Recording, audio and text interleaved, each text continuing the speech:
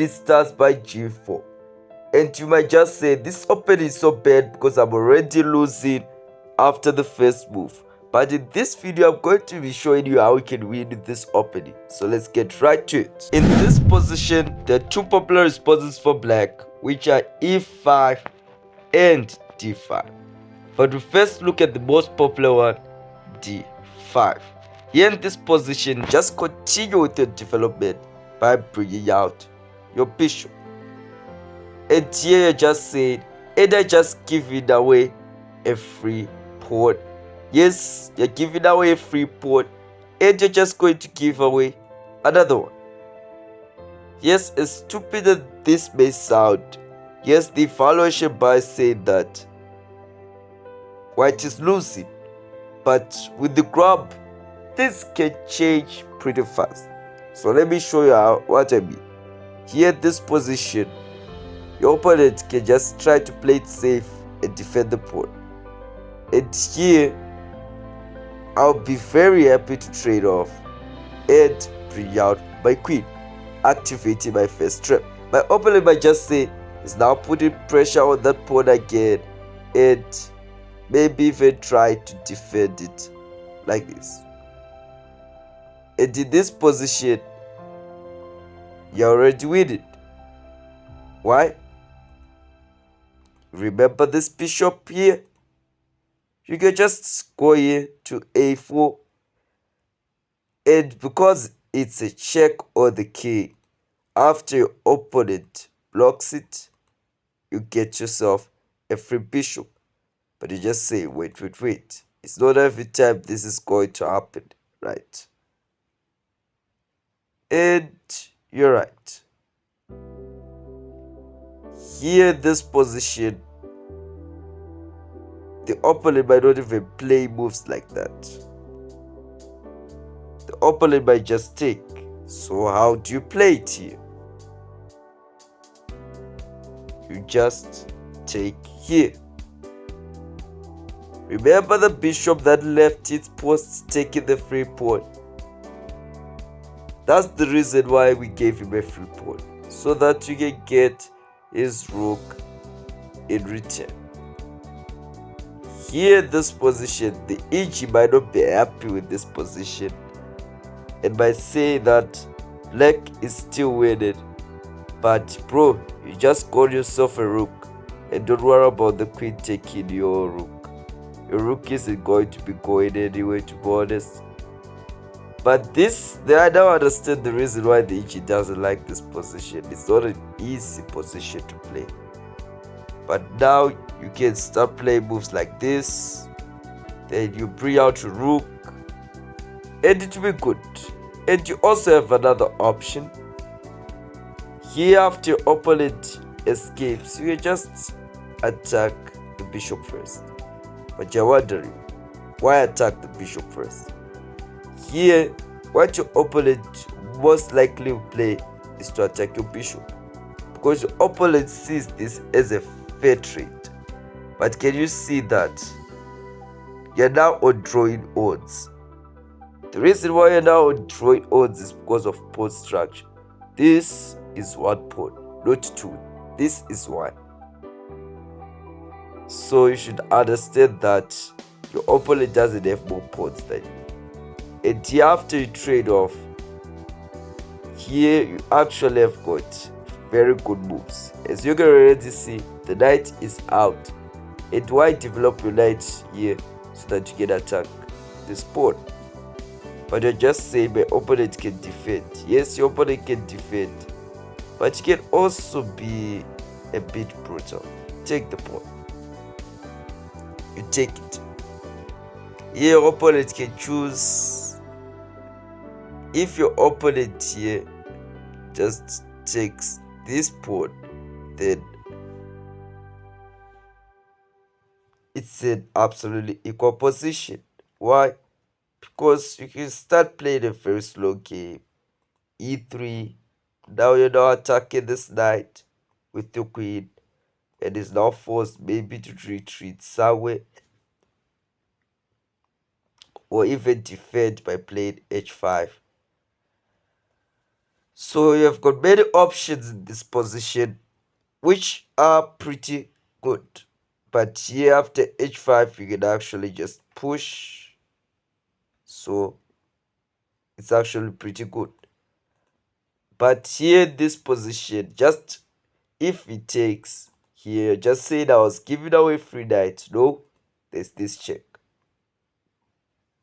And no matter what your opponent does, you're just going to take his knight. And here your queen is out. You've got your pawns, which have got a symmetrical position. Your opponent has got a pawn island. So I guess it's going to be a very good and playable position as white. I don't think you're going to have many problems in this position. So after d5 and your opponent takes and you attack here, I've shown you. And what if your opponent just defends like this? Yeah. What do you play? Just play your queen to b3. And you're just saying, what if my opponent takes now? Because it's more like there's no plan anymore. Then you've got queen takes b7. And when the opponent likes it or not, you're winning in this position. Because if he tries to save, then you're just going to take his rook and you trade off. And what you're going to actually realize is that you're up 4 points of material. But you're just saying life isn't a fairy tale like that. What if my opponent defends this pawn by pushing this pawn forward? Then here you can just take on d5, and after it takes, you just take with the bishop. And the good thing about this position is, if he tries to defend his rook, you can just take, and after that, if the king moves away, you can just take again. And if his rook takes, remember, these pieces are connected. So you'll be completely winning. There's nothing that can stop you from absolutely ransacking your opponent. So now that you have seen what happens if your opponent plays d5, so let's look at the other response, which is e5. Here there are a couple of traps, a couple of ways that you can win. After e5, bishop g2 and knight f6. Here opponent might play knight f6. The reason why, maybe it's bullet. He has pre-moved. And why are we looking at this move? Because it's one of the most popular. Here you can just disrupt your opponent by pushing the pawn forward. But you just say, can my opponent bring his knight forward there? Don't worry, it's a goal. You already see, you can quickly win with this opening. It's very annoying, and this is one way to throw your opponent, to be honest. Already winning by the 4th move. But not all opponents are as bad as Martin. So let's just say he plays here. What do? You just continue with development, playing d4.